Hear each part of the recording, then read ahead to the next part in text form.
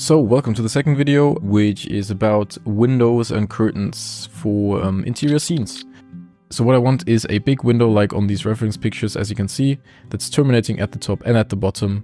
Maybe has one of these, maybe has like a door kind of a thing going on. And perhaps we are even going to model a little balcony, which we will refine in the next video, where it's going to be about modeling and finding models of the internet and all that kind of stuff. So the window, for the windows, we are going to enable what's called the Archimesh add-on. So command comma, and you go to the add-ons and then you search for Archimesh, you enable that.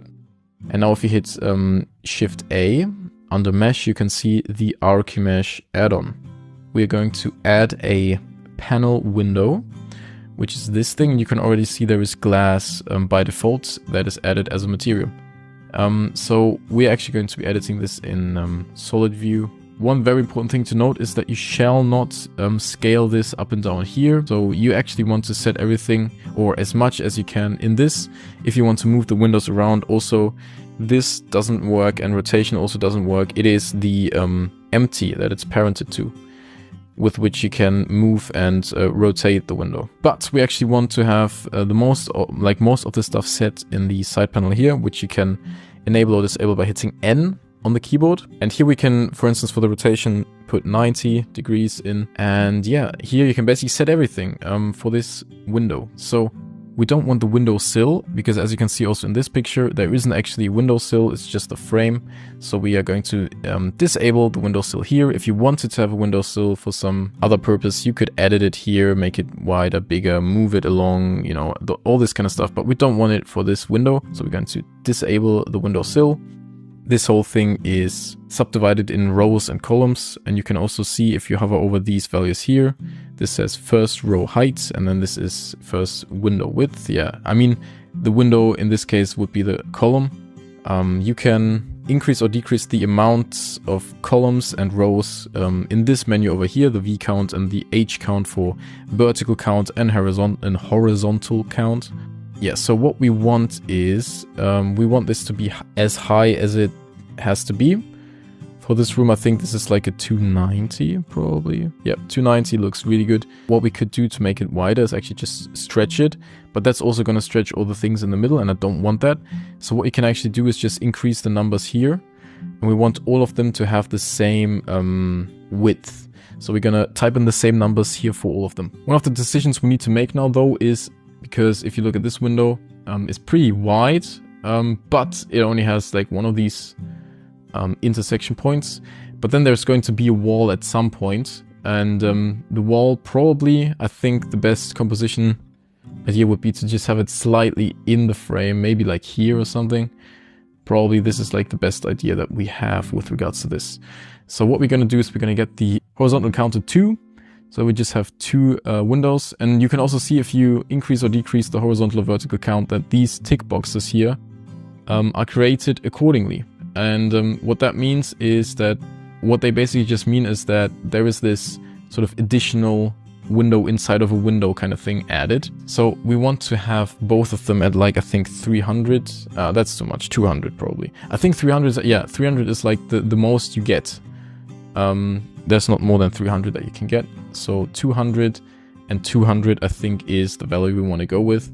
And then we actually grab the empty, this thing, and then move it along the y-axis to have it terminate here. And then if you go to this view, looks nice. And then if we just move this in so that we just, but really just have it like very, very close to intersecting, but not quite intersecting. That's what we want to be at. That's where we want to be at. So it's basically like here. There's a little bit of a gap in between. That's how it's supposed to be. It's like this, basically. Cool. If we go to camera view and to rendered view, we can see we've got a nice window. And this is basically how easy making windows with Archimesh is.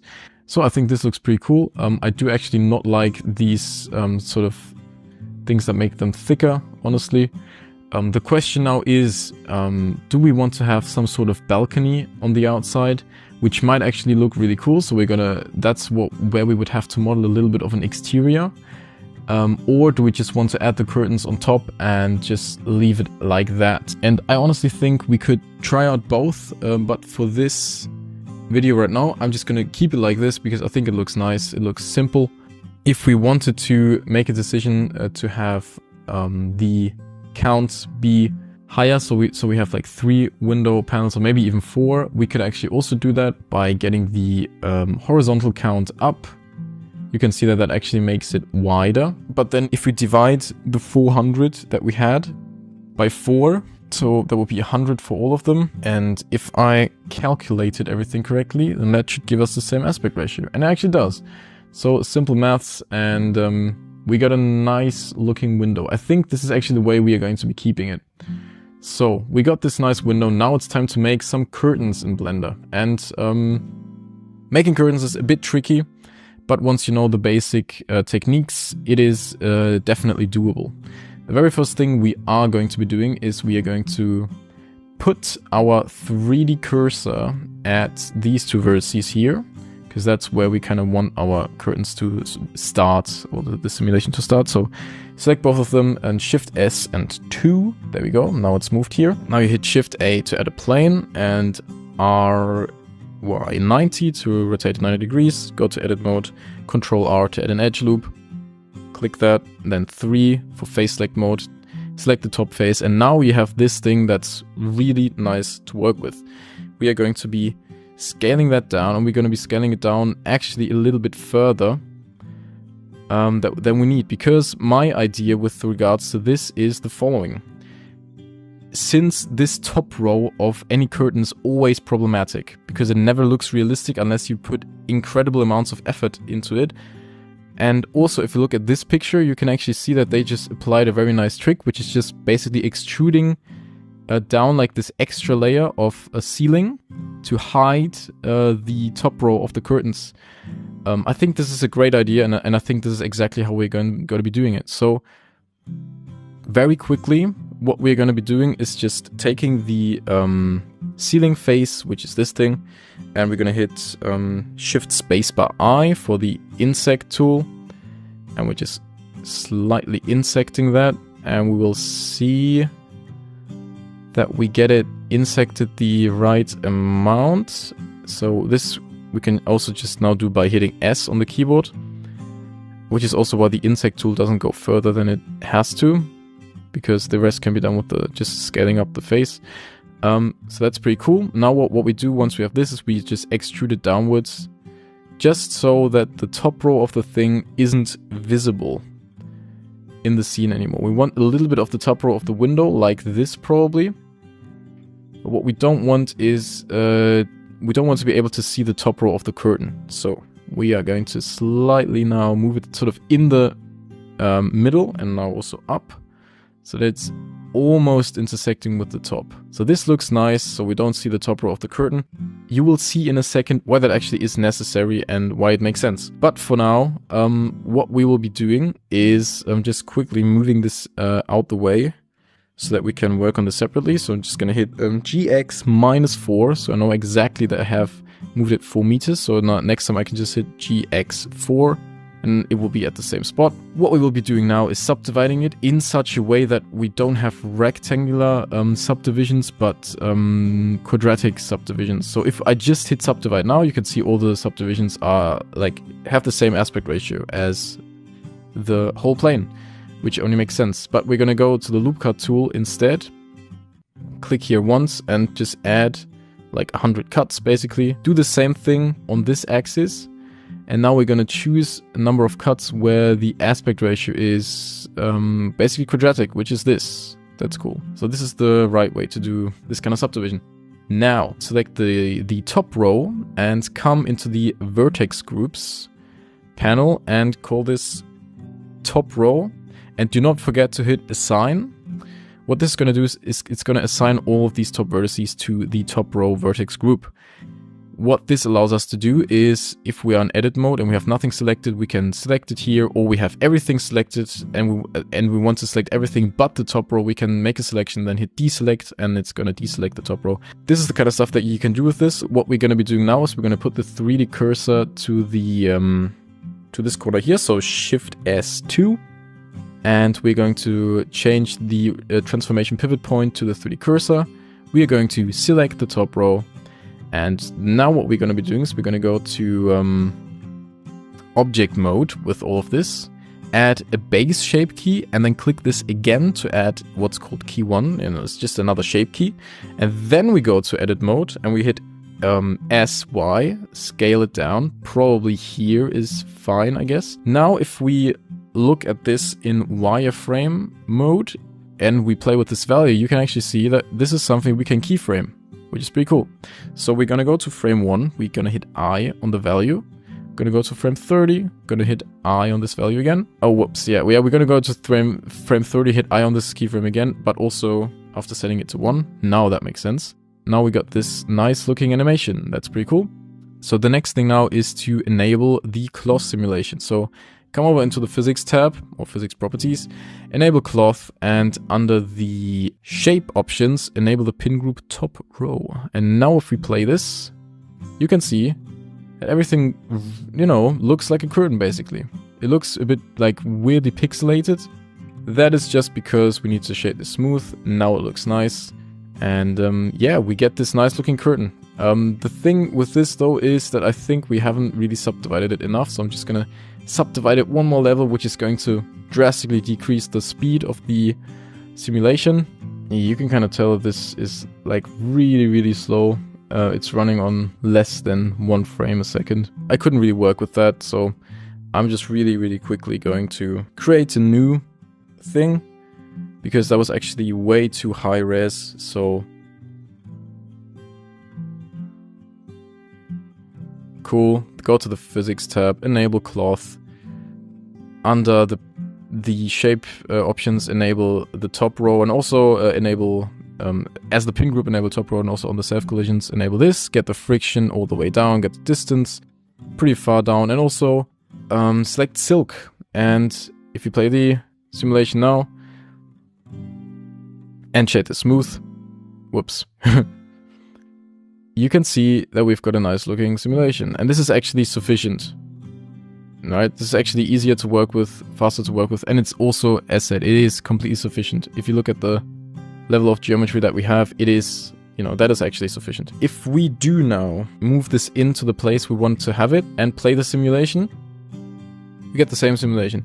Problem though here is that it clips through the ground, it clips through the window. How do we take care of all of that? We select the window as a collision object, and we select the whole room as a collision object. And we also make sure that we move it outwards so that it doesn't clip through at the beginning of the simulation, obviously. And we also need to move it up slightly. So if we are here, I think that is where we want to be. Maybe slightly more towards the window. Here we go. So let's play the simulation again.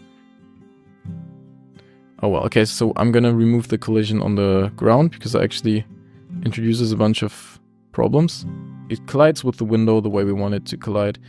This is looking fine in my estimation. That's pretty good. Okay, cool. What we're going to be doing now is we're going to be moving the 3D cursor to the other side, symmetrical. You know, it's now on this one. Now we want to have it on this one. So Shift S2, because we obviously also want to have a curtain for the other side. We are going to go to frame 1 again. We're going to duplicate this, move this selection to the 3D cursor, and then also do all these fine adjustments that we had to do before, which is moving it up slightly. By slightly, I mean slightly, not too much. And then GX to move it into this gap, basically. Okay, that looks good. And we now want to, because if you now play this back, both of the curtains would go into the same direction. Both of the curtains would kind of close to the left, which we don't really want. What we want for the right curtain is to go to the right side. And the cool thing about this is that all you have to do is in object mode, hit S, Y, and -1, which is mirroring it on the Y-axis. So if you now play this back, the curtains do exactly what we want them to do. They go nicely to the outside, they collide with the window, and they are supposed, they're definitely on this side at least, supposed to collide with the wall here, but that actually doesn't matter because we want to have like a frame where they sit still anyways, which would be, I think, like frame 100 or something.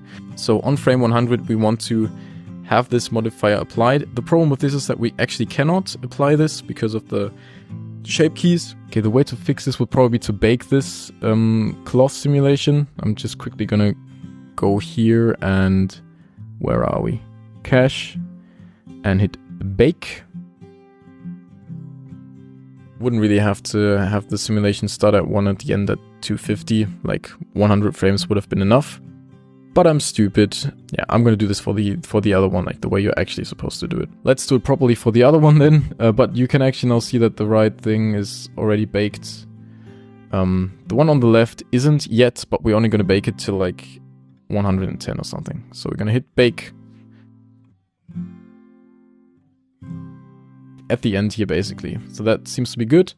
If you look at this from the camera view and in rendered view, we can see we've got a nice looking window and we got some curtains. That's pretty cool. What we're going to be doing now is actually, first of all, we are going to be deciding for a frame where we like both of the curtains. In my eyes, that is frame 110 where we are at right now. I'm just going to quickly check if there's any clipping through.